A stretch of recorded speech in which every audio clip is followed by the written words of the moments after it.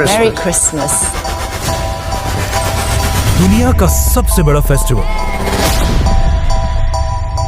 ये इतना बड़ा फेस्टिवल है कि मुसलमानों की ईदें जितना पैसा 10 साल में बनाती हैं, उससे भी ज्यादा पैसा क्रिसमस के सिर्फ 1 साल में बनता है। लेकिन आखिर ये क्रिसमस मनाया क्यों जाता है? क्योंकि आज दुनिया के सबसे बड़े रिलीजन क्रिश्चियनिटी का ये मानना है कि इसी दिन, क्रिसमस के दिन, जीसस ईसा अलैहिस्सलाम पैदा हुए थे। लेकिन अब क्वेश्चन ये है कि अगर यही दिन 25 दिसंबर ईसा अलैहिस्सलाम की बर्थडे है, तो फिर मुसलमान इसे क्यों नहीं मनाते? क्योंकि यहाँ पर एक बहुत बड़ी कंफ्यूजन है। आज से 2000 साल पहले ईसा अलैहिस्सलाम फलस्तीन के एक छोटे से शहर में एक मिरेकल से पैदा हुए। ये वो जमाना था जब फलस्तीन में तो यहूदी आबाद थे ही, लेकिन यहाँ पर यहूदियों की हुकूमत नहीं थी। हुकूमत उस वक्त की एक बहुत बड़ी सुपर पावर रोमन एम्पायर की थी।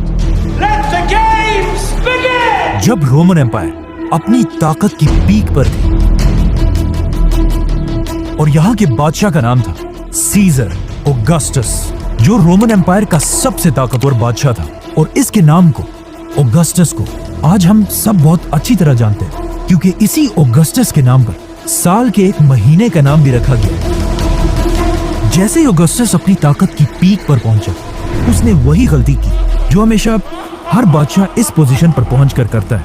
ऑगस्टस अपने आप को एक आम इंसान की बजाय एक खुदा, गॉड कहलवाने लगा और पूरे रोमन एम्पायर में लोगों से अपनी इबादत करवाने के लिए अपने नाम के टेम्पल्स बनवाए।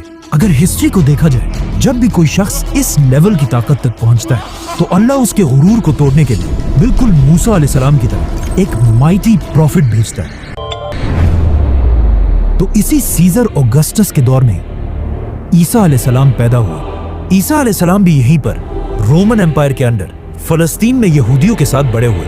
लेकिन ईसा अलैहिस्सलाम बचपन से अपनी एज के बाकी सारे नॉर्मल बच्चों से बहुत ही डिफरेंट थे, क्योंकि बचपन में एक बार ईसा अलैहिस्सलाम अपनी माँ मरियम के साथ एक बाजार में घूमते घूमते कहीं गायब हो गए और काफी ढूंढने के बाद भी वो पूरे बाजार में कहीं नहीं मिले।